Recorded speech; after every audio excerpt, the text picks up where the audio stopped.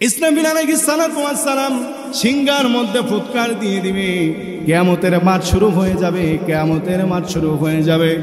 পূর্ব দিক থেকে একটা আগুন এসে সকলকে পশ্চিম দিকে নিয়ে যাবে। আরাফাতের ময়দানে কিয়ামতের মাঠ শুরু হয়ে যাবে। হযরত আয়েশা রাদিয়াল্লাহু তাআলা আনহা বলেন, কিয়ামতের মাঠটা এমন হবে সবাই উলঙ্গ অবস্থায় থাকবে। হযরত আয়েশা জিজ্ঞেস করলেন, ইয়া রাসূলুল্লাহ, ইয়া হাবিবাল্লাহ, উলঙ্গ অবস্থা থাকবে তাহলে মানুষের কি হবে? নবীজি সাল্লাল্লাহু আলাইহি ওয়াসাল্লাম বললেন, কিয়ামতের মাঠ মানুষগুলো যখন উলঙ্গ থাকবে, একজন মানুষ আরেকজনের চেহারার দিকে তাকাবে, আরেকজনের শরীরের দিকে তাকাবে, এইটা চিন্তাও করতে পারবে? ভাইরা আমার, আল্লাহ রাব্বুল আলামিন বলবেন, ইকরা কিতাবাকা কাফা বিনাফসিকা আল-ইয়াওমা আলাইকা হাসিবা। পড়ো তোমার আমলনামা। আল্লাহ রাব্বুল আলামিন বলেন, فأما من أوتي كتابه بيمينه فسوف يحاسب حسابا يسيرا। ওই কিয়ামতের ময়দানে দল হবে দুইটা। কথা বলেন কয়টা? আর কথা বলেন কয়টা?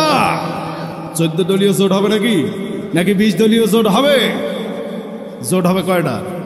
দুইটা। ভাইরা আমার, কিয়ামতের ময়দানে দল হবে দুইটা। একটা দল আমলনামা পাবে বাম হাতে, আর একটা দল আমলনামা পাবে, একটা দল আমলনামা পাবে ডান হাতে, আর একটা দল আমলনামা পাবে বাম হাতে। যারা ডান হাতে আমলনামা পাবে, فَأَمَّا مَنْ أُوتِيَ كِتَابَهُ بِيَمِينِهِ فَسَوْفَ يُحَاسَبُ حِسَابًا يَسِيرًا। ডান হাতে যারা আমলনামা পাবে, এদের হিসাব খুব সহজভাবে নেওয়া হবে। এদের হিসাব খুব সহজভাবে নেওয়া হবে। وَأَمَّا مَنْ أُوتِيَ كِتَابَهُ وَرَاءَ ظَهْرِهِ فَسَوْفَ يَدْعُو ثُبُورًا। জোরে বলেন নাউজুবিল্লাহ। আর যাদের আমলনামা বাম হাতে দেওয়া হবে, এরা আমলনামাটা নিজেও পড়তে পারবে না, অপরকে পড়ে শোনাতে পারবে না। একজন জান্নাতি ব্যক্তির সাথে দেখা হওয়ার পর বলবে, ভাই আমার আমলনামাটা একটু পড়ে দাও, কি লেখা আছে? জান্নাতি ব্যক্তি আমলনামাটা পড়ে দেখাবে, ভাই তোমার আমলনামায় তো লেখা আছে তুমি জাহান্নামী। এইরকম কথা বলতে বলতে তাদের দুজনের মধ্যে পরিচয় হয়ে যাবে। দুইজন একে অপরকে বলবে, ভাই আমরা তো দুনিয়ায় দুইজন বন্ধু ছিলাম, দুইজনে একসাথে ব্যবসা করতাম।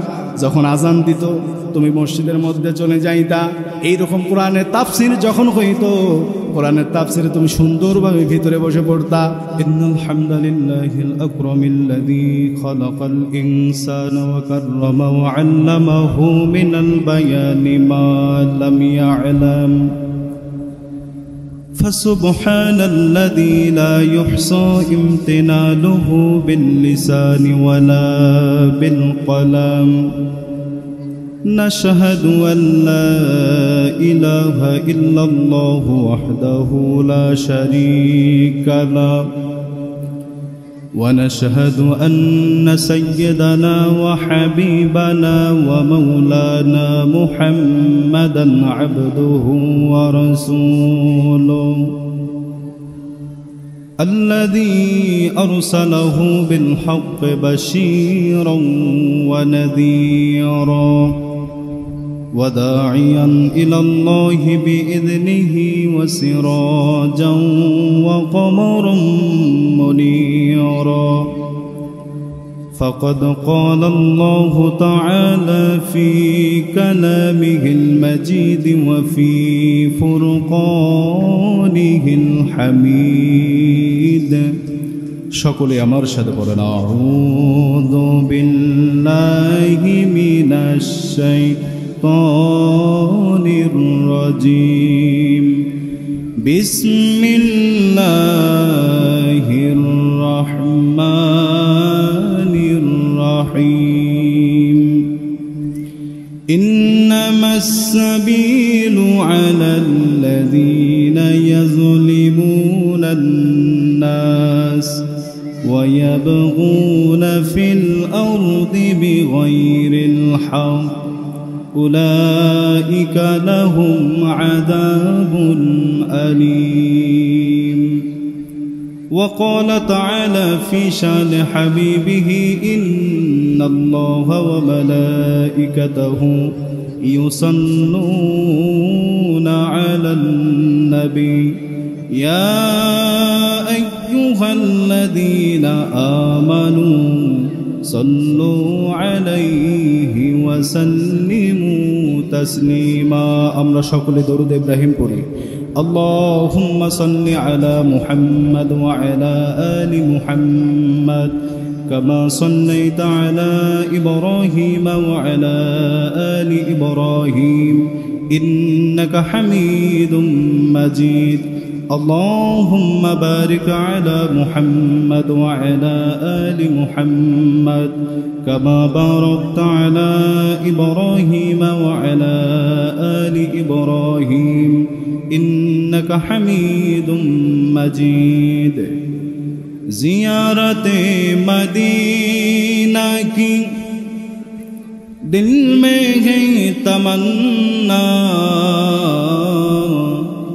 نہیں ہے میرے پاس سفر کا زمانہ شوقنی پرن بلغ العلا بکمالہ کشف الدجا بجمالہ حسنت جميع خصاله صلوا عليه وآله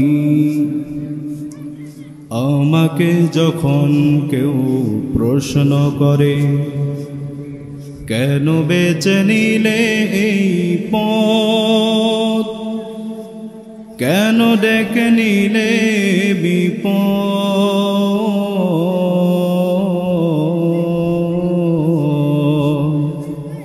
কেন ডেকে নিলে পথ জবাবে তখন বলি মৃদু হেসে যাই চলি জবাবে তখন বলি মৃদু হেসে যাই চলি বুকে মোর আছে হিম্মত আমাকে যখন কেউ প্রশ্ন করে কেন বেছে নিলে পথ কেন ডেকে নিলে বিপদ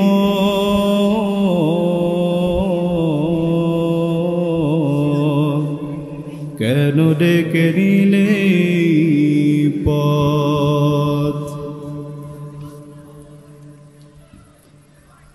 বৈষম্য বিরোধী ছাত্র আন্দোলনে আহত নিহতদের জন্য দোয়া এবং বর্ণাঢ্যদের পুনর্বাসনের জন্য আজকের এই ওয়াজ মাহফিল মাহফিলের সম্মানিত প্রধান অতিথি মোহাম্মদ ফয়সাল আহমেদ সরকার কাউন্সিলর 15 নং ওয়ার্ড গাজীপুর সিটি কর্পোরেশন তিনি কি উপস্থিত আছেন আজকের মাহফিলের সভাপতি মোহাম্মদ মিজানুর রহমান মোতাওয়াল্লি বাসন সড়ক ঈদগাহ মাঠ 15 নং ওয়ার্ড গাজীপুর উপস্থিত আছে মাশাআল্লাহ আজকের এই মাহফিল আপনারা খুশি না বেজার আওয়াজ শুনে তো মনে হচ্ছে না যে আপনারা খুশি আপনারা কি খুশি কারা কারা খুশি না একটু হাতটা তুলেন তো আমার কথা বুঝছেন যাই হোক আমি ঝোঁকটা ট্রাই করে নিলাম আকর্ষণটা ট্রাই করে নিলাম যে আকর্ষণ ঠিক আছে না জায়গা মতো ঝোঁক দিতে হবে দাদা ঠিক কিনা এই জায়গা মতো ঝোঁক দিতে পেরেছে বাংলার ছাত্র সমাজ ঠিক কিনা বলে জায়গা মতো ঝোঁক দিতে হবে আমি আকর্ষণটা ট্রাই করে নিলাম আপনাদের মোটামুটি আকর্ষণ আছে তো আসুন আমরা দলমত নির্বিশেষে সেই মহান আল্লাহর দরবারে শুকরগুজার করছি যে আল্লাহ তাআলা আমাদের এই রকম একটি মজলিসে বসার বিভিন্ন আলেম ওলামাদের জবান থেকে আলোচনা শোনার তৌফিক দান করেছেন আমরা সকলেই আকাশ বাতাস তোলপাড় করে দিয়ে পড়ছি আলহামদুলিল্লাহ দরুদ ও সালাম পেশ করছি সেই মহান মানবের প্রতি যিনি হলেন উম্মতের কান্ডার রহমতের ভান্ডার নবীদের সর্দার যিনি হলেন সৈয়দুল মুরসালিন খাতামান নবিয়্যিন রাহমাতুল লিল আলামিন যিনি হলেন বিশ্ব মানবতার মুক্তির দূত যিনি হলেন সর্বকালের সর্বযুগের সর্বশ্রেষ্ঠ মানব আমরা তারই শানে সকলেই পড়ছি সাল্লাল্লাহু আলাইহি ওয়াসাল্লাম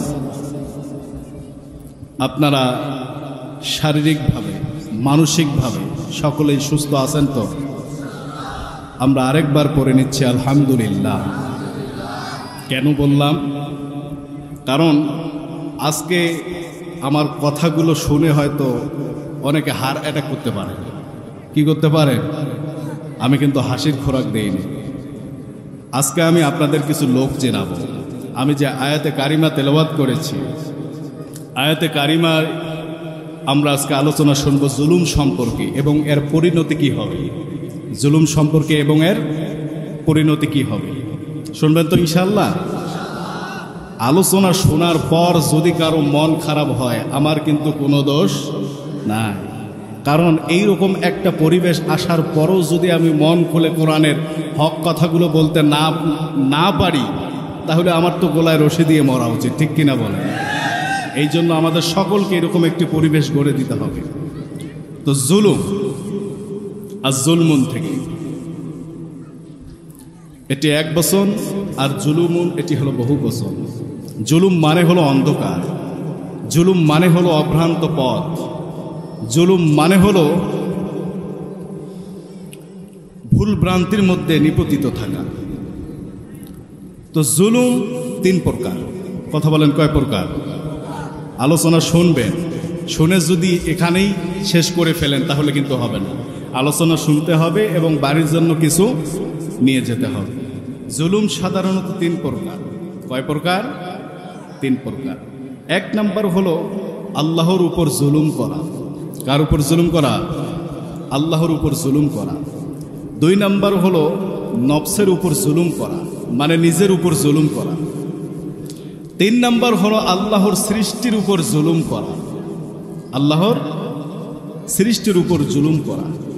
তাহলে আমরা প্রথম নাম্বার যে আল্লাহর সাথে জুলুম করা, এটা আমরা শুনি। আল্লাহ তাআলা আমাদেরকে পাঠাইছেন আল্লাহর দাসত্ব গোলামি করার জন্য, ঠিক কিনা বলেন? কিন্তু আমরা এই পৃথিবীতে আসার পর সেই প্রভুকে ভুলে গিয়ে, সেই স্রষ্টাকে ভুলে গিয়ে আমরা বিভিন্ন মানুষ বিভিন্ন স্বার্থে আমরা আল্লাহর ইবাদত না করে আমরা মানুষের ইবাদত করি। এটার নামেই হলো আল্লাহর উপর জুলুম করা। আল্লাহর উপর জুলুম করার সবচেয়ে বড় যেই কাজটা, এটা হলো শিরক। এটা হলো কি? শিরক করা। কারণ লোকমান হাকিম তার ছেলেকে উপদেশ দিয়েছিলেন, লা তুশরিক বিল্লাহ ইন্না শিরকা লা যুলমুন আযীম। হে আমার ছেলে, তুমি শিরক করিও না, নিঃসন্দেহে শিরক এটা বিরাট বড় জুলুম।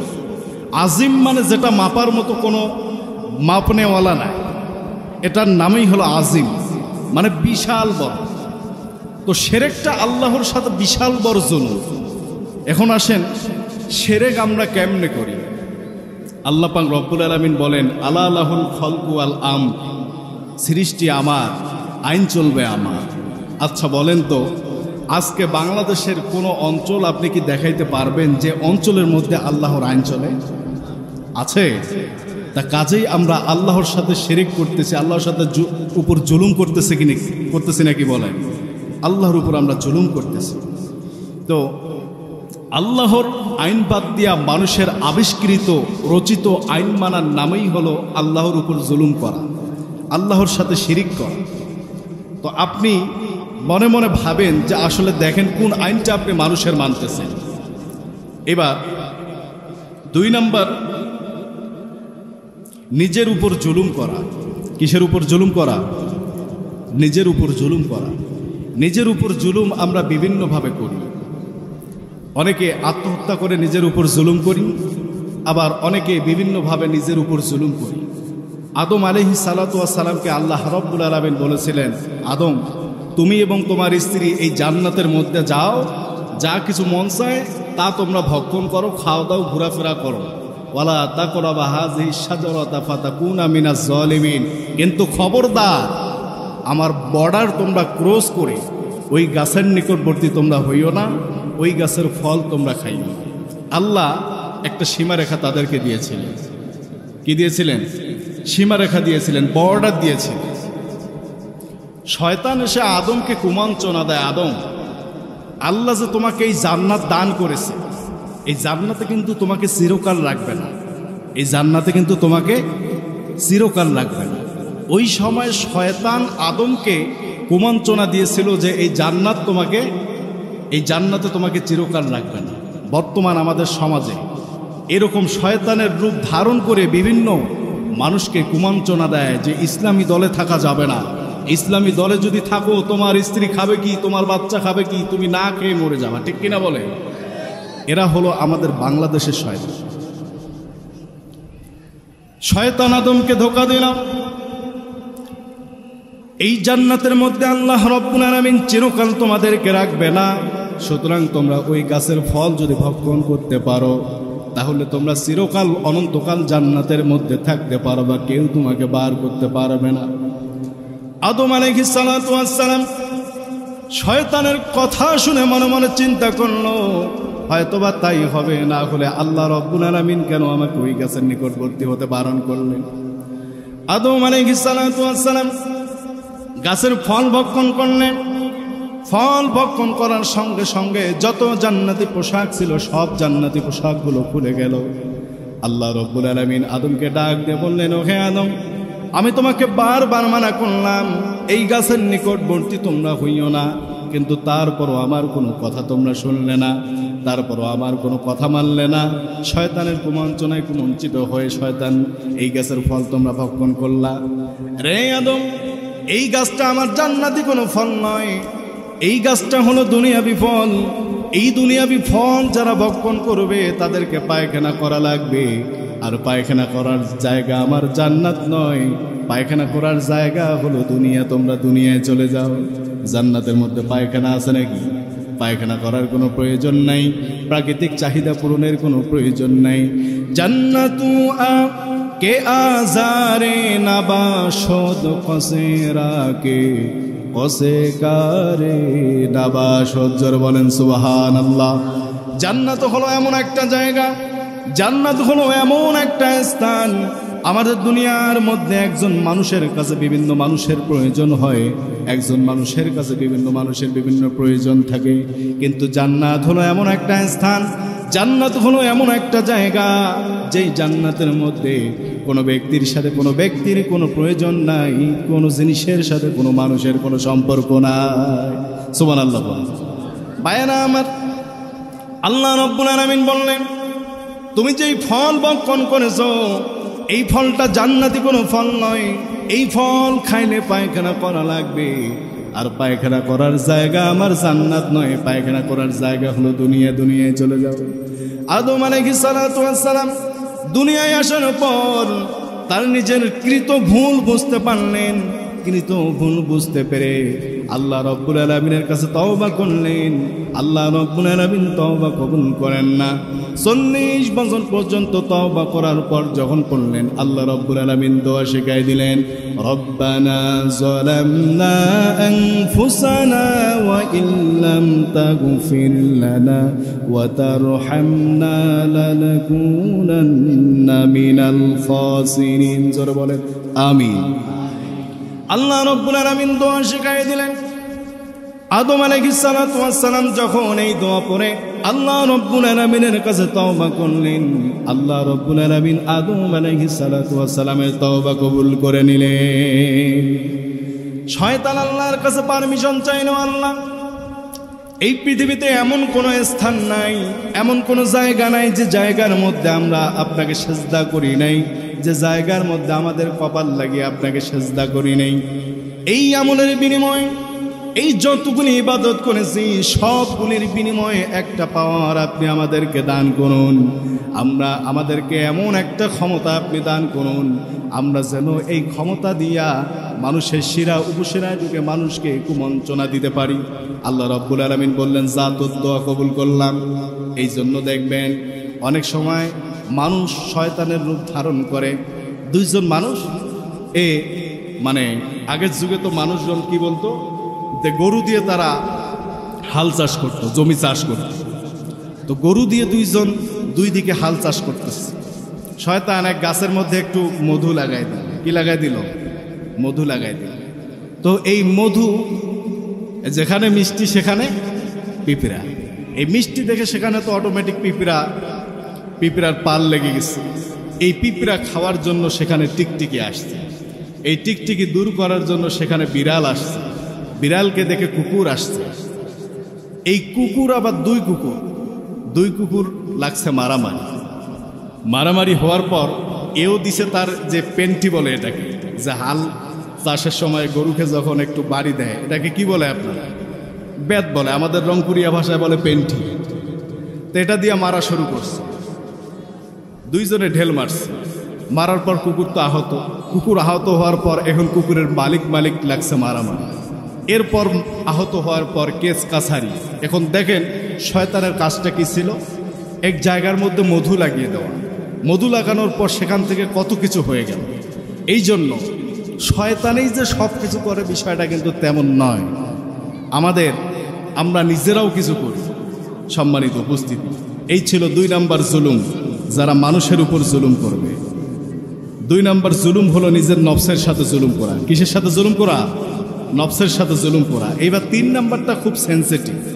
এই 3 নাম্বারে আমরা আজকে কিছু মানুষকে চিনবো ইনশাআল্লাহ।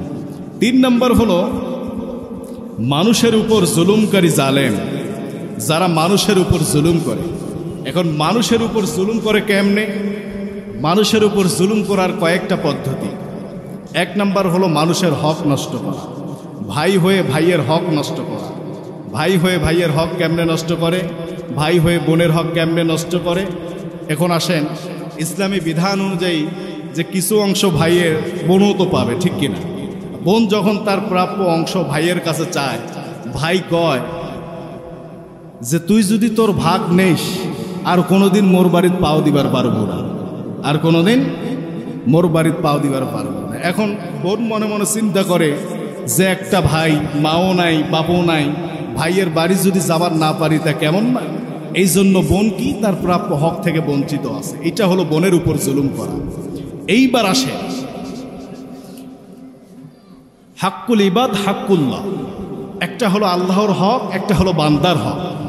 আল্লাহর হকটা কেমন? নামাজ পড়া এটা আল্লাহর হক, শুকরিয়া আদায় করা এটা আল্লাহর হক, রোজা রাখা এটা আল্লাহর হক, হজ করা এটা আল্লাহর হক। আল্লাহর হক যদি আপনি আদায় না করেন, আল্লাহর ইচ্ছা আপনাকে ক্ষমা করতেও পারে, নাও করতে পারে। আরেকটা হলো হাক্কুল ইবাদ, মানে বান্দার হক।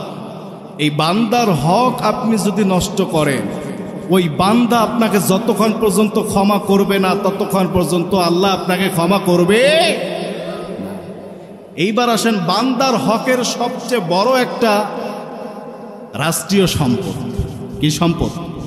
রাষ্ট্রীয় সম্পদ, রাষ্ট্রীয় কোষাধারের টাকা বা বাইতুল মাল যেটাকে বলে। এখন আপনি এলাকার চেয়ারম্যান হয়েছেন, আপনি জনগণের 1 টাকা মারি খাইলেন, মনে করলেন কেউ তো টের পাইল না, আপনার ক্ষমতার জোরে আপনি টাকা মেরে খাইলেন। কিন্তু কাল কিয়ামতের ময়দানে আল্লাহর কাছে যখন আপনি মাফ চাবেন, আল্লাহ বললেন যে তোমার ইউনিয়নে কতগুলো লোকজন আছে? 20,000 লোক আছে। এই 20,000 লোক যদি তোমাকে মাফ না করে, আমি আল্লাহ তোমাকে মাফ করব না। তাহলে আজকে এই জুলুম বাংলাদেশে, এই মানে কি এগুলোকে বলে জালেম, বাংলাদেশে কতগুলো জালেম আছে হিসাব করে দেখো। ছোট থেকে বড় করে, ছোট থেকে শুরু করে নিয়ে একবারে ইন্টারন্যাশনাল পর্যন্ত কতগুলো জালেম আছে হিসাব করেন আপনারা। ভাইয়েরা আমার, যুগে যুগে আমরা দেখেছি, যুগে যুগে যারা কোরআনের পথে ছিল, যুগে যুগে যারা আল্লাহর পথে ছিল, যুগে যুগে যারা আল্লাহর কালেমার দাওয়াত যারা মানুষদেরকে পৌঁছায় দিত, আমরা ইতিহাস থেকে জানতে পারি এদের উপর বিভিন্নভাবে জুলুম করা হয়েছিল কি হয় নাই? জুলুম করা হয়েছে। আল্লাহ রাব্বুল আলামিন তাদেরকে বলেছিলেন, তোমরা ধৈর্য ধারণ করো, আমার উপর ভরসা রাখো, আমি আল্লাহ রাব্বুল আলামিন ধৈর্যের দ্বার প্রান্তে এসে সফলতা আমি আল্লাহ তোমাদেরকে দান করব। আল্লাহ রাব্বুল আলামিনের পয়গম্বর হযরত ইব্রাহিম আলাইহিস সালাতু ওয়াস সালামের উপর নমরুদ বিভিন্নভাবে জ্বালা নির্যাতন করেছিল, নমরুদ বিভিন্নভাবে জুলুম করেছিল। এই নমরুদ কি টিকে থাকতে পেরেছে? আর জোরে বলেন, টিকে থাকতে পেরেছে? টিকে থাকতে পারে নাই। এরপর আসেন মুসার উপর ফেরাউন কতভাবে জুলুম করেছিল। ইতিহাস থেকে আমরা জানতে পারি 16 বছর জুলুম করেছিল। কথা বলেন, কয় বছর? 16 বছর। আজকে আপনারা ফেরাউনের সাথে মিলান। আজকেও আমাদের বর্তমান আমাদের বাংলার জমিনে আলেম উলামাদের উপর জুলুম আছে না নাই? নবীজি সাল্লাল্লাহু আলাইহি ওয়াসাল্লাম বলেছেন, আল উলামা ওয়ারাসাতুল আম্বিয়া। আমি বিশ্বনবী রাহমাতুল লিল আলামিন চিরকাল এই জমিনে থাকবো না, চিরকাল এই জমিনে বেঁচে থাকবো না, কিন্তু আমি বিশ্বনবী রাহমাতুল লিল আলামিনের প্রতিনিধি হিসাবে আলেমদেরকে দায়িত্ব দিয়ে দিলাম। আমাকে যেমন তোমরা সম্মান করতে, আমাকে যেমন তোমরা ভালোবাসতে, তোমরা আলেম ওলামাদেরকে তেমন ভালোবাসবে। ওই সময় নবীজি সাল্লাল্লাহু আলাইহি ওয়াসাল্লামের উপরে জুলুম করত আবু জাহেল। ওই সময়ে নবীজি সাল্লাল্লাহু আলাইহি ওয়াসাল্লামের উপর বিভিন্নভাবে বাধা নিষেধ জারি করতেন আবু জাহেল। বর্তমান আবু জাহেল নাই, কিন্তু আবু জাহেলের নাতিপুতিরা আছে না নাই? আরো জোরে বলেন, আছে না নাই? অত্র এলাকায় মনে হয় নাই, আছে। তাইলে যাব কোথায়? ও আল্লাহ রে, আল্লাহ রে, কোন দুনিয়ায় পাঠাইলা আমারে। ঠিক কিনা বলে? আল্লাহকে বিচার দেওয়া ছাড়া কোনো উপায় নাই। কিন্তু বর্তমান যে যুগ আমরা পেয়েছি, বর্তমান যে একটা পরিবেশ আমরা পেয়েছি, আমি ওই সমস্ত আবু জাহেলের নাতিপুতিদের স্পষ্ট ভাষায় জানিয়ে দিতে চাই, শত শত ছাত্রের রক্তের বিনিময়ে যে দেশ আমরা পেয়েছি, শত শত ছাত্রের রক্তের বিনিময়ে যে স্বাধীনতা আমরা পেয়েছি, এই স্বাধীন দেশে কোরআনের কথা স্বাধীনভাবে হবে ইনশাআল্লাহ। যে কেউ বাধা দেওয়ার চেষ্টা করবে, প্রয়োজনে তৃতীয়বারের মতো আবার আমরা বাংলাদেশকে স্বাধীন করব। কথা বলেন ভাইয়েরা আমার। যতদিন এই শরীরে আমাদের রক্ত থাকবে, যতদিন নিঃশ্বাস আমাদের থাকবে, যতদিন আমরা আল্লাহর জমিনে বেঁচে থাকব, ততদিন আমরা আল্লাহর কালেমার পতাকা এই বাংলার জমিনে উড়ানোর জন্য চেষ্টা চালাবো। ঠিক কিনা বলেন? তো জুলুম, মানুষের উপর জুলুম করা, এই মানুষের উপর জুলুম করা, মানুষ যতক্ষণ পর্যন্ত মাফ করবে না ততক্ষণ পর্যন্ত কেউ আল্লাহ আপনাকে মাফ করবে। এই জন্য সাবধান। রাতে আপনি বাসায় গিয়ে যখন ঘুমাবেন, তখন আপনি মনে মনে চিন্তা করবেন, আল্লাহ কার কার টাকা আমি মারি খাইছি, কার দোকানের টাকা নিয়ে আমি দেইনি, বাকি নিয়ে আমি দেইনি। গত রমজান মাসে এক কলা বিক্রেতাকে জিজ্ঞেস করেছিলাম যে কি ব্যাপার, ব্যবসা বাণিজ্য কীরকম চলছে? ভাই হুজুর খুবই খারাপ। কেন? যে গত বছর রমজান মাসে কোলা নিয়ে এখন পর্যন্ত ওই কোলার টাকা পরিশোধ করেনি। এই ব্যক্তির রোজা কি হবে? আরো জোরে বলেন, রোজা কি হবে? কখনোই হবে না। এই জন্য এগুলো হতে সাবধান। আপনার নিজের কর্মের ফয়সালা আপনি নিজেই দিতে পারবেন। আপনি কি অপরাধ করেছেন, আপনি মানুষের উপর কিভাবে জুলুম করেছেন, কার সম্পত্তি মেরে খেয়েছেন, আপনার রেজাল্ট দেওয়ার জন্য আপনি নিজেই চিন্তা করবেন। 100-র মধ্যে দেখেন কত নাম্বার পান আপনি। আপনার বিচার আপনি নিজেই করুন। ভাইয়েরা আমার, মানুষের উপর জুলুম করার আরেকটি পদ্ধতি হল, একজন মুসলমান কয় আরেক মুসলমানের উপর কয়েকটি হক। 1 নাম্বার হক হলো, একজন মুসলমান যখন আরেক মুসলমানকে দেখবে, কিছুই রাখে নাই, গ্যাস, কয়লা, ইলিশ মাছ যা ছিল সব তো নিয়ে গেছে। তো কাজেই এটা একটু সমাধান হতে তো একটু টাইমের প্রয়োজন আছে। ঠিক কিনা বলেন?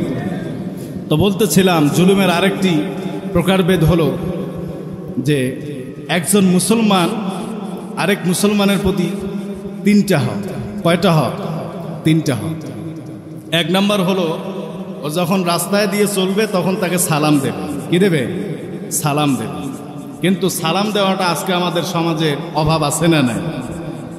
এমনভাবে যায় মনে হয় ওকে কয়েকজন সালাম দেওয়ার জন্য রাস্তায় দাঁড়িয়ে আছে, ওকে কাউকে সালাম দেয় না, সেও কাউকে সালাম দেয় না। কিন্তু এটা আমাদের করা যাবে না। সালাম দেয় কাকে? লোক চিনে, দাড়ি দেখে, টুপি দেখে, যে এর মধ্যে দাড়ি আছে না, এর মধ্যে পাঞ্জাবি আছে না, এইভাবে আমাদের সালাম দেওয়া যাবে না। দাড়ি থাক আর না থাক, সে তো মুসলিম, আমরা সবাইকে সালাম দেবে ইনশাআল্লাহ। 2 নাম্বার হলো, সে যখন অসুস্থ হবে, অসুস্থ হলে তার খোঁজ খবর নেবে, অসুস্থ হলে খোঁজ খবর নেবে। আর 3 নাম্বার হলো, সে যখন বিপদে পড়বে তার সহযোগিতা এগিয়ে আসবে।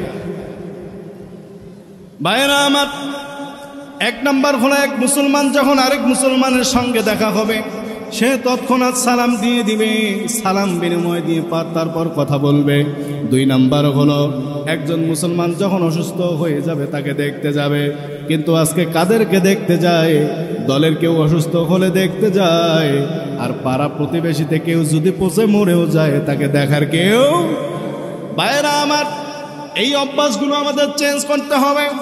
আমরা আওয়ামী লীগ বুঝি না, বিএনপি বুঝি না, জামাত বুঝি না, শিবির বুঝি না, চরমোনাই বুঝি না। যে মুসলমান, যে কেউ অসুস্থ হবে, আমাদের মুসলমান হিসেবে কর্তব্য হলো তাকে দেখতে যাওয়া। কিছু নিতে না পারেন অন্তত তার খবরটা করে আসবেন। 3 নাম্বার হলো সে যখন বিপদে পড়বে, এই বিপদের সময় আমরা এগিয়ে আসব। কিন্তু আজকে এগিয়ে আসা তো দূরের কথা, সামান্য যদি একটি দুর্বলতা পাই ওই জায়গায় সুদের হাতটা জোরপূর্বক বসায় দেয়, ঠিক কিনা? বেচারা এমন বিপদে পড়ছে, 50,000 টাকার জন্য সারা এলাকা তন্ন তন্ন করে খুঁজে বেড়াইছে, কেউ টাকা দেয়নি, কেউ টাকা দেয়নি। দালাল এসে কয় যে মোর একটা লোক আছে, তুই যদি একখান মাসের জন্য 20,000 টাকা লাভ দিবার পারিস তা 50,000 টাকা তোকে নিয়ে দাও। এ আবার সুদারুর কাছে গিয়ে আলাপ আলোচনা করার পর 50,000 টাকা দেয়, আবার লাভের টাকা দেখবেন তাকে 15,000 দিয়ে আবার 5,000 টাকা খায়। এরকম দালাল আছে না নাই? এই দালালগিরি যারা করবে, নিঃসন্দেহে একজন মুসলমানের উপর সে জুলুম করেছে। আর মুসলমানের উপর যে জুলুম করবে, কিয়ামতের ময়দানে আল্লাহ পাক রব্বুল আলামিন তার বিরুদ্ধে আল্লাহদ্রোহী মামলা দিয়ে দিবে। এখন তো প্রশ্ন করবেন, হুজুর আল্লাহদ্রোহী মামলা ফির কেমন কথা? পুলিশের কাছে বাধা দিলে এটা পুলিশদ্রোহী মামলা হয়, সরকারের কাছে বাধা দিলে এটা সরকার বিরোধী মামলা হয়, আর আল্লাহর কাছে বাধা দিলে বুঝি আল্লাহদ্রোহী মামলা হয় না? আল্লাহ রব্বুল আলামিন বলেন, ইন্নামাস সাবিলু আলাল্লাযীনা ইয়াযলিমুনান নাসা ওয়া ইয়াবগুনা ফিল আরদি বিগাইরিল হক উলাইকা লাহুম আযাবুন আলীম। আল্লাহ রব্বুল আলামিন বললেন, এই পৃথিবীতে যারা 2টা কাজ করবে, এই পৃথিবীতে যারা 2টা কর্মে জড়িত থাকবে, 1 নাম্বার কর্ম হলো এই পৃথিবীতে যারা মানুষের উপর জুলুম করবে, 2 নাম্বার হলো এই পৃথিবী শান্ত থাকা সত্ত্বেও এই পৃথিবীটাকে যারা অশান্তি সৃষ্টি করবে, এদের বিরুদ্ধে কিয়ামতের ময়দানে আমি আল্লাহ রব্বুল আলামিন আল্লাহদ্রোহী মামলা দিয়ে দিব। জোরে বলেন নাউজুবিল্লাহ। ভাইরা আমার, আজকে আমরা ইসলামী দলগুলো এমন হয়ে গিয়েছি, এক দল আরেক দলকে দেখতে পারে না। আমরা কোন দিক দিয়ে ঐক্য হব? আমাদের ঐক্যের বিষয়গুলো হলো, আমাদের মূল বিষয়গুলো ঠিক আছে না নাই? মূল বিষয়গুলো কি? নামাজ পড়া ফরজ, এই ব্যাপারে আপনি একমত কিনা? রোজা রাখা ফরজ, এই ব্যাপারে আপনি একমত কিনা? হজ করা ফরজ, এই ব্যাপারে আপনি একমত কিনা? পর্দা করা ফরজ, এই ব্যাপারে আপনি একমত কিনা? সুদ খাওয়া হারাম, এই ব্যাপারে আপনি একমত কিনা? এই সমস্ত বিষয়গুলো নিয়ে যদি আপনি একমত হন, তাহলে ঐক্য হওয়ার জন্য এগুলোই যথেষ্ট, ঠিক কিনা? কিন্তু ঐক্য হওয়ার জন্য আপনি ফরজগুলো বাদ দিয়ে মুস্তাহাব বিষয়গুলোকে জড়িত করলেন কেন? তাহলে আপনি জুলুম করলেন কি করলেন না? ভাইরা আমার, তাহলে আমরা কোরআনের আয়াত দ্বারা বুঝলাম আল্লাহ পাক রব্বুল আলামিন 2 শ্রেণীর মানুষের বিরুদ্ধে কিয়ামতের ময়দানে আল্লাহদ্রোহী মামলা দিয়ে দিবে। এইবার আসেন, আপনার অত্র এলাকার চেয়ারম্যান যদি আপনার বিরুদ্ধে থানায় মামলা করে, তাহলে মামলাটা মনে হয় হালকা হবে নাকি করা হবে? আর জোরে বলেন, হালকা হবে না করা হবে? করা হবে। এইবার আসেন, চেয়ারম্যানের থেকে উপজেলা পরিষদের চেয়ারম্যান যদি আপনার বিরুদ্ধে মামলা করে, সেটা কি হালকা হবে না করা হবে? আর জোরে বলেন, হালকা হবে না করা হবে? ভাইয়েরা আমার, এইবার আসেন, সরকার যদি আপনার নিজের বিরুদ্ধে, আপনার বিরুদ্ধে যদি মামলা করে, সেই মামলা থেকে রেহাই পাওয়ার বুদ্ধি আছে নাকি? নাই। তাহলে কিয়ামতের ময়দানে যেই দিন কারো কোনো সুপারিশ খাটবে না, যেই দিন কারো কোনো ক্ষমতা খাটবে না, যেই দিন কারো কোনো পাওয়ার খাটবে না, আপনি যতই বড় নেতাবান হন না কেন, আপনি যতই প্রেসিডেন্ট হন না কেন, আপনার কোনো সুপারিশ কি গ্রহণযোগ্য হবে? ভাইরা আমার, আল্লাহর সুপারিশ ছাড়া, আল্লাহর হুকুম ছাড়া কেউ আপনার জন্য সুপারিশ করতে পারবে না। তাহলে ওই দিন যদি আল্লাহ আপনার বিরুদ্ধে মামলা দিয়ে দেয়, আপনার আর কোনো উপায় আছে নাকি? কোনো উপায় নাই।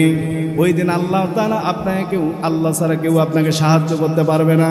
কিয়ামতের দিনটা কেমন হবে? আল্লাহ রাব্বুল আলামিন এই কিয়ামতের একটা বিষয় নিয়ে নকশা নিয়ে ম্যাপটা কেমন হবে, কিয়ামতের ম্যাপটা কেমন হবে, এইরকম একটা সূরা নাজিল করলেন। আল্লাহ রাব্বুল আলামিন বললেন, আল কারিআতু মাল কারিআতু ওয়া মা আদরাকা মাল কারিআ। কারিআ মানে বিকট আওয়াজ। এই বিকট আওয়াজটা কি? বিকট আওয়াজ তিনবার বলেছেন। তিনবার বলে মানুষের আকর্ষণটা আল্লাহ রাব্বুল আলামিন, প্রথমে যেটা আমি ঝোঁক ট্রাই করলাম, আল্লাহ রাব্বুল আলামিন আকর্ষণ ট্রাই করে নিয়েছে। তো বিকট আওয়াজ, বিকট আওয়াজ বলতে আমরা কি বুঝি?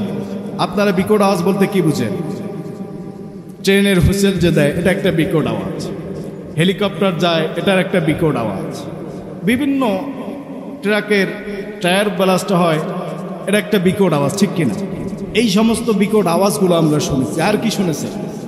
আকাশে যখন বিদ্যুৎ চমকায়, এটার একটা বিকট আওয়াজ হয়। তো কিয়ামতের ময়দানে যে বিকট আওয়াজটা হবে, এটা কি এগুলোর মতো হবে? ওই বিকট আওয়াজটা করার জন্য আল্লাহ রাব্বুল আলামিন একটা ফেরেশতা নিয়োজিত করে রেখেছে। তার কাজ হলো তিনবার সিংহায় ফু দেওয়া। কয়বার? তিনবার।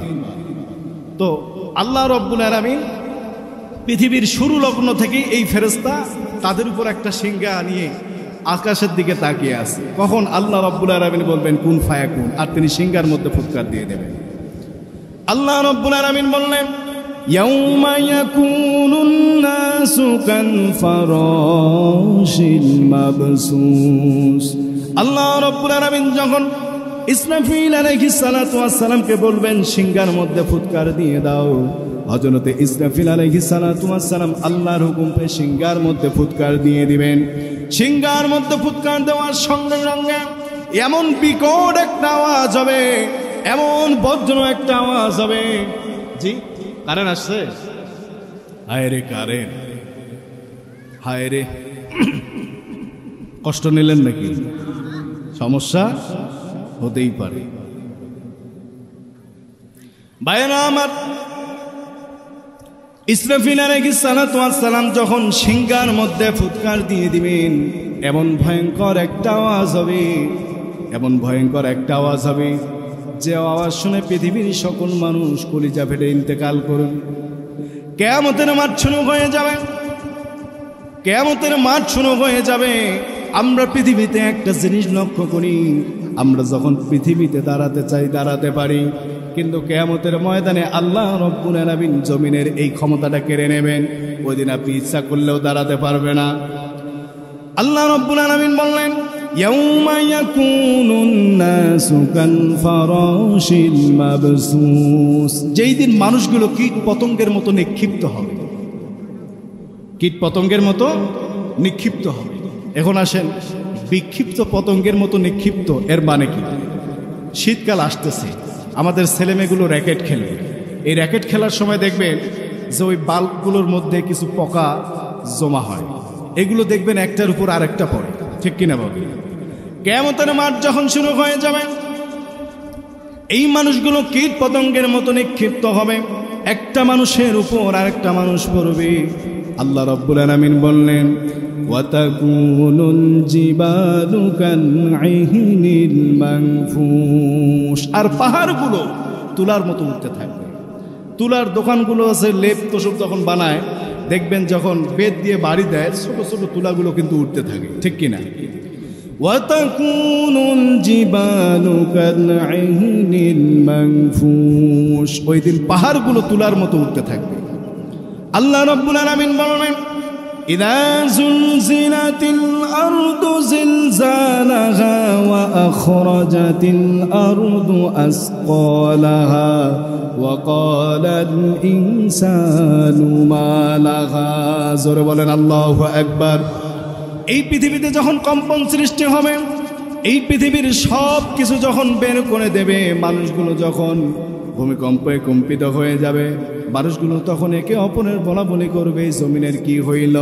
আল্লাহ রাব্বুল আলামিন ইসরাফিল আলাইহিস সালাতু ওয়াস সালামকে বলবেন, দ্বিতীয়বার সিংহার মধ্যে ফুৎকার দিয়ে দাও। দ্বিতীয়বার যখন সিংহার মধ্যে ফুৎকার দিয়ে দিবেন, দ্বিতীয়বার সিংহার মধ্যে ফুৎকার দেওয়ার সঙ্গে সঙ্গে পৃথিবীর সব মানুষ মারা যাবে, এই পৃথিবীতে আর কেউ থাকবে না। আল্লাহ রাব্বুল আলামিন আজরাইলকে বলবেন, দেখো সব মানুষ মারা গেছে কিনা? হযরত আজরাইল আলাইহিস সালাতু ওয়াস সালাম দেখবেন সব মানুষ মারা গেছে, জিনসমূহের জান কবজ করবে। আল্লাহ রাব্বুল আলামিন বলবেন আখবিরনি মাইয়াবকা, এবার আমাকে খবর দাও এই পৃথিবীতে আর কে আছে? হযরত আজরাইল আলাইহিস সালাতু ওয়াস সালাম বলবেন আল্লাহ, মানুষ তো শেষ হয়ে গেছে, জিন জাতি শেষ হয়ে গেছে, একমাত্র আমরা ফেরেশতাদের লিডার হলাম 4 জন, এই 4 জন বাকি আছে।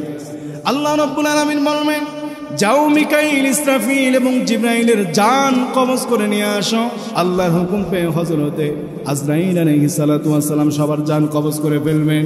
এইবার যখন সবার জান কবজ করা হয়ে গেল, আল্লাহ রাব্বুল আলামিন বলবেন এইবার বলো আর কে বাকি আছে? এইবার বললেন একমাত্র আমি আর আপনি বাকি আছি। আজরাইল মনে করছে ও মনে হয় থাকবে, ও থাকবে থাকবে। এইবার আল্লাহ বলবেন এইবার তোমার জান তুমি কবজ করে ফেলো। আজরাইল করেন আল্লাহ এটা কি করা, এটা কোনো কথা কইলেন? আল্লাহ রাব্বুল আলামিন তখন বলবেন কুল্লু নাফসিন যায়িকাতুল মাউত। ওরে আজরাইল, এই পৃথিবীতে আমি আল্লাহ রাব্বুল আলামিন যাদেরকে জীবন দিয়েছি তাদেরকে মৃত্যুর স্বাদ আস্বাদন করতে হবে, তোমার নিজের জান তুমি কবজ করে ফেলো। ভাইরা আমার, আজরাইল আলাইহিস সালাতু ওয়াস সালাম যখন নিজের জান কবজ করে ফেলবেন, এমন ভয়ঙ্কর চিৎকার তিনি করবেন, কারণ জান কবজের কতটা কষ্ট অন্য কেউ না জানলেও তিনি তো ভালো করে জানে, ঠিক কিনা বলেন? ভাইরা আমার, এইবার হযরত আজরাইল আলাইহিস সালাতু ওয়াস সালামের জান তিনি নিজেই কবজ করে ফেলবেন। আল্লাহ রাব্বুল আলামিন বলবেন লিমানিল মুলকুল ইয়াউম, আজকের রাজত্ব কার? কই গেল তোমার নেতাগিরি? কই গেল তোমার ক্ষমতা? কই গেল তোমার পাওয়ার?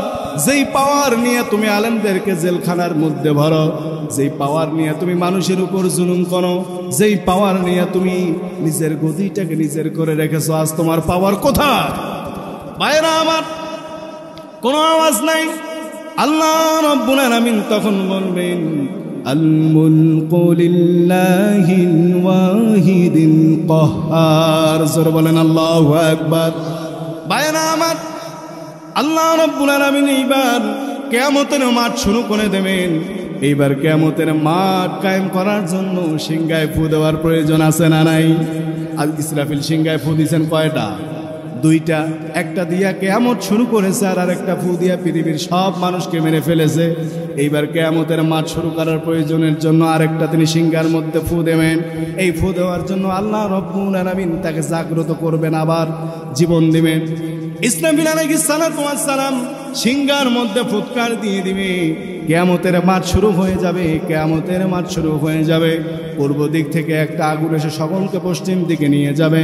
আরাফাতের ময়দানে কিয়ামতের মাঠ শুরু হয়ে যাবে। হযরত আয়েশা রাদিয়াল্লাহু তাআলা আনহা বলেন কিয়ামতের মাঠটা এমন হবে সবাই উলঙ্গ অবস্থায় থাকবে। হযরত আয়েশা জিজ্ঞেস করলেন ইয়া রাসূলুল্লাহ, ইয়া হাবিবাল্লাহ, উলঙ্গ অবস্থা থাকবে তাহলে মানুষের কি হবে? নবীজি সাল্লাল্লাহু আলাইহি ওয়াসাল্লাম বললেন কিয়ামতের মাঠ মানুষগুলো যখন উলঙ্গ থাকবে, একজন মানুষ আরেকজনের চেহারার দিকে তাকাবে, আরেকজনের শরীরের দিকে তাকাবে, এইটা চিন্তাও করতে পারবে? ভাইরা আমার, আল্লাহ রাব্বুল আলামিন বলবেন ইকরা কিতাবাকা কাফা বিনাফসিকাল ইয়াউমা আলাইকা হাসিবা। পড়ো তোমার আমলনামা। আল্লাহ রাব্বুল আলামিন বলেন فأما من أوتي كتابه بيمينه فسوف يحاسب حسابا يسيرا। ওই কিয়ামতের ময়দানে দল হবে 2টা। কথা বলেন কয়টা? আর কথা বলেন কয়টা? 14 দলীয় জোট হবে নাকি 20 দলীয় জোট হবে? জোট হবে কয়টা? 2টা। ভাইরা আমার, কিয়ামতের ময়দানে দল হবে 2টা। একটা দল আমলনামা পাবে বাম হাতে, আর একটা দল আমলনামা পাবে, একটা দল আমলনামা পাবে ডান হাতে, আর একটা দল আমলনামা পাবে বাম হাতে। যারা ডান হাতে আমলনামা পাবে فأما من أوتي كتابه بيمينه فسوف يحاسب حسابا يسيرا। ডান হাতে যারা আমলনামা পাবে এদের হিসাব খুব সহজভাবে নেওয়া হবে, এদের হিসাব খুব সহজভাবে নেওয়া হবে। وأما من أوتي كتابه وراء ظهره ফাসাউফা ইয়াদউ সুবুরা। জোরে বলেন নাউজুবিল্লাহ। আর যাদের আমলনামা বাম হাতে দেওয়া হবে এরা আমলনামাটা নিজেও পড়তে পারবে না, অপরকে পড়ে শোনাতে পারবে না। একজন জান্নাতি ব্যক্তির সাথে দেখা হওয়ার পর বলবে, ভাই আমার আমলনামাটা একটু পড়ে দাও, কি লেখা আছে? জান্নাতি ব্যক্তি আমলনামাটা পড়ে দেখাবে, ভাই তোমার আমলনামায় তো লেখা আছে তুমি জাহান্নামী। এইরকম কথা বলতে বলতে তাদের দুজনের মধ্যে পরিচয় হয়ে যাবে। দুইজন একে অপরকে বলবে, ভাই আমরা তো দুনিয়ায় দুইজন বন্ধু ছিলাম, দুইজনে একসাথে ব্যবসা করতাম। যখন আজান দিত তুমি মসজিদের মধ্যে চলে যাইতা, এইরকম কোরআনের তাফসির যখন হইতো কোরআনের তাফসিরে তুমি সুন্দরভাবে ভিতরে বসে পড়তা, আর আমি দোকানের পারে আড্ডা দিতাম। যখন কোনো ভিক্ষুক চাওয়ার জন্য আসতো তুমি তাকে দান করতাম, আমি দান করতাম না। তুমি সুদ খাইতাম আর আমি সুদ খাইতাম, যার কারণে আজ তুমি জান্নাতি আর আমি জাহান্নামী হয়ে গেলাম। ওই দিনকে আপনারা ডান হাতে আমলনামা চান নাকি বাম হাতে আমলনামা চান? কারা কারা ডান হাতে আমলনামা চান? দুই হাত তুলে আল্লাহকে দেখান। আল্লাহ যারা যারা ডান হাতে আমলনামা চায় আল্লাহ তাদের সকলকে তুমি ডান দিকের কাতারে কবুল করে নাও। জোরে বলেন আমিন। ভাইয়েরা আমার, আল্লাহ রাব্বুল আলামিন যখন আমলনামা দেখবেন, এই আমলনামার মধ্যে তো দেখি সুদ খাওয়ার গুনাহ পাওয়া যায়, এই আমলনামায় তো দেখি জনগণের সম্পদ মেরে খাওয়ার গুনাহ পাওয়া যায়, এই আমলনামায় তো দেখি আয়না ঘরে মানুষকে বন্দি করার গুনাহ পাওয়া যায়, এই আমলনামার মধ্যে তো নাকি জেলখানার মধ্যে আলেমদেরকে বন্দি করার গুনাহ পাওয়া যায়। আল্লাহকে বলবে, না আল্লাহ আমার জন্মে আমি এরকম গুনাহ করি নাই, আমার জন্মে আমি এইরকম গুনাহ করি নাই। আল্লাহ কি আমলনামা? মালি হাযাল কিতাব লা ইউগাদিরু সগীরাতান ওয়ালা কাবীরাতান ইল্লা আহসাহা। আল্লাহ কি আমলনামা? আমি বাথরুমে বসে কি গুনাহ করছি এই গুনাহটাও দেখি আমলনামায়। আজ পালাবো কোথায়? আল্লাহ আপনি যে সুদের গুনাহগুলো বললেন, আয়না ঘরে যে মানুষকে বন্দি করার গুনাহ বললেন, আল্লাহ আমার জন্মে তো আমি এই গুনাহ করি নাই। আল্লাহ রাব্বুল আলামিন বলবেন, তুমি কারে ভোট দিয়েছো? তোমার সমর্থন পেয়ে, তোমার সাপোর্ট পেয়ে নেতা হওয়ার কারণে সে মানুষকে আয়না ঘরে বন্দি করেছে। তোমার ভোট পেয়ে নেতা হওয়ার কারণে আলেমের উপর জুলুম করেছে। তোমার ভোট পেয়ে নেতা হওয়ার কারণে আলেমদেরকে জেলখানায় আবদ্ধ করেছে। সে যে একটা গুনাহ করেছে, এই গুনার একটা পার্সেন্টেজ তোমার আমলনামার মধ্যে দেওয়া হয়েছে। আল্লাহ বলবে, না আল্লাহ আমি মানি না, এই আমলনামা আমি মানি না, কারণ আমি যেই কাজ করি নাই সেই গুনার ভাগীদার কেন আমি হব? আমি জীবনেতে এই গুনাহ করি নাই। আল্লাহ রাব্বুল আলামিন বলবেন, আল-ইয়াউমা নাখতিমু আলা আফওয়াহিহিম ওয়া তুকাল্লিমুনা আইদিহিম ওয়া তাশহাদু আরজুলুহুম বিমা কানু ইয়াকসিবুন। জোরে বলেন আল্লাহু আকবার। আল্লাহ রাব্বুল আলামিন বলবেন, যেহেতু মানতেই চাচ্ছে না, আল্লাহ রব্বুল আলামিনের কাছে সেগুলির প্রমাণ আছে না নাই? আল্লাহ এবার জমিনকে বলবে, জমিন এই ব্যক্তিটার বিরুদ্ধে তোমার উপর দাঁড়িয়ে কি করেছে? তোমার উপর দাঁড়িয়ে কোন নিরীহ প্রাণীকে, নিরীহ মানুষকে গালিগালাজ করেছে? তোমার উপর দাঁড়িয়ে কাকে ক্ষমতার পাওয়ার দেখিয়েছে? সব ঝরঝর করে বাইর করে দাও। জমিন সব কিছু বাইর করে দেবে, তাও বলবে না আমি না মানি না। আল্লাহ রব্বুল আলামিন এইবার প্রত্যেকটা মানুষের যে কিরামান কাতিবিন দুইজন ফেরেশতা আল্লাহ রাব্বুল আলামিন নিযুক্ত করে রেখেছেন, এই দুইজন ফেরেশতাকে বলবে, এবার তোমরা বলো। এইবার এটাও শুনেও যখন মানবে না, আল্লাহ রাব্বুল আলামিন বলবেন, আরেকটা সিসি ক্যামেরা আছে। কি সিসি ক্যামেরা? আল্লাহ রাব্বুল আলামিন প্রত্যেকটা মানুষের এই কণ্ঠের মধ্যে একটা সিসি ক্যামেরা বসিয়ে দিয়েছে। তখন এইটা উঠে তার বিরুদ্ধে সকল সাক্ষ্য দিয়ে দিবে। ভাইয়েরা আমার, ওই দিন পালানোর কোনো উপায় আছে? ভাইয়েরা আমার, এই জন্যই পৃথিবীতে এক কদম পা ফেলাবেন ভেবে চিনতে। এক কদম পা ফেলানোর আগে আপনাকে ভাবতে হবে এই পাটা আপনি কোন দিকে বাড়াচ্ছেন। এক কদম পা ফেলানোর আগে আপনাকে 14 বার চিন্তা করতে হবে এই পাটা আগানোর কারণে আপনাকে কোথায় যেতে হবে। চিন্তা করবো তো ইনশাআল্লাহ। ভাইয়েরা আমার, আজকের যে মাহফিল, এই মাহফিলে আপনারা খুশি না বেজার? আর জোরে বলেন, খুশি না বেজার? একদল কিন্তু এরা খুশি না, এরা বেজারই থাকবে। এরা কি থাকবে? বেজারে থাকবে। এদের অবস্থা নিয়ে আমি একটা সঙ্গীত বাড়াইছি, শুনবেন আপনারা? এত দুঃখ রাখবো কোথায় রাখার জায়গা নাই ভাইরে, এত দুঃখ রাখবো কোথায় রাখার জায়গা নাই, আমাদেরই কপালেতে শান্তি বুঝি নাই ভাইরে, আমাদেরই কপালেতে শান্তি বুঝি নাই। 5 ওয়াক্ত নামাজ পড়ে কপালে তার দাগ, মক্কাতে যায় নামের আগে লাগায় হাজি সাহেব, আছে না নাই? 5 ওয়াক্ত নামাজ পড়ে কপালে তার দাগ, মক্কাতে যায় নামের আগে লাগায় হাজি সাহেব। 4 দোকানে বৈশা হাজি টেলিভিশন চায় ভাইরে, 4 দোকানে বৈশা হাজি টেলিভিশন চায়, হিন্দি গানের তালে তালে পা দুইটা নাচায়, আছে না নাই? এত দুঃখ রাখবো কোথায় রাখার জায়গা নাই ভাইরে, এত দুঃখ রাখবো কোথায় রাখার জায়গা নাই, আমাদেরই কপালেতে শান্তি বুঝি নাই। সুদে ঘুষে জীবন কাটায় করে দুর্নীতি, এমন লোক হয় যদি মসজিদের সভাপতি, ঠিক কিনা? সারা বাংলাদেশে অধিকাংশ মসজিদ কমিটির সভাপতি সুদার, আছে না নাই? সুদে ঘুষে জীবন কাটায় করে দুর্নীতি, এমন লোক হয় যদি মসজিদের সভাপতি। সুদের কথা বললে মোল্লার চাকরিটা যে নাই ভাইরে, কথা বলেন। সুদের কথা কইলে হুজুরের আজ চাকরি থাকে না, সুদের কথা বললে মোল্লার চাকরিটা যে নাই, আমাদেরই কপালেতে শান্তি বুঝি নাই ভাইরে, আমাদেরই কপালেতে শান্তি বুঝি নাই। সমাজেতে অসঙ্গতি বলবো কত আর, গায়ের জোরে বিচারপতি ঘুষেরই কারবার, আছে না নাই? টাকা না দিলে বিচার আর হয় না, যে টাকা দেয় বিচারের রায় সেই দিকে যায়, ঠিক কিনা?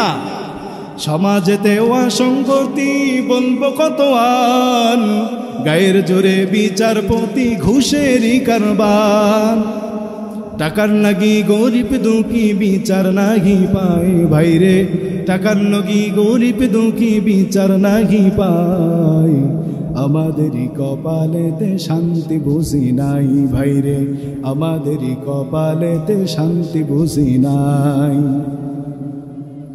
ছোট বড় নাই ভেদাভেদ, কোথায় মান সম্মান, ছোট বড় নাই ভেদাভেদ, কোথায় মান সম্মান, বাপের সমান মুরব্বীকে করছে অপমান, আছে না নাই? এরকম ছেলে পেলে আছে না নাই? বাপের সমান মুরব্বীকে দেখবেন আর সম্মান দেয় না। ছোট বড় নাই ভেদাভেদ, কোথায় মান সম্মান, বাপের সমান মুরব্বীকে করছে অপমান। 10 বছরের পোলায় যদি সামনে বিড়ি খায় ভাইরে, কথা বলেন। 10 বছরের পোলায় যদি সামনে বিড়ি খায়, আমাদেরই কপালেতে শান্তি বুঝি নাই ভাইরে, আমাদেরই কপালেতে শান্তি বুঝি নাই। এত দুঃখ রাখবো কোথায় রাখার জায়গা নাই ভাইরে, এত দুঃখ রাখবো কোথায় রাখার জায়গা নাই, আমাদেরই কপালেতে শান্তি বুঝি নাই ভাইরে, আমাদেরই কপালেতে শান্তি বুঝি নাই, ঠিক কিনা? কোথাও শান্তি নাই। পাঠাইলাই আমারে আজকালকার পোলা মাইয়ার সমান সমান মাপ, মাথার চুল কাটা ওরা মাথায় লাগায় ক্যাপ, ঠিক কিনা? এক জাতের মেয়ে আছে দেখবেন, এরা আর ছেলে হতে মন চায়, মাথার চুল কেটে আবার মাথায় ক্যাপ লাগে, সুন্দর করে রাস্তা দিয়ে হেঁটে যায়, ঠিক কিনা? আজকালকার পোলা মাইয়ার সমান সমান মাপ, মাথার চুল কাটা ওরা মাথায় লাগে ক্যাপ, আল্লাহ রে কোন দুনিয়ায় পাঠাইলাই আমারে।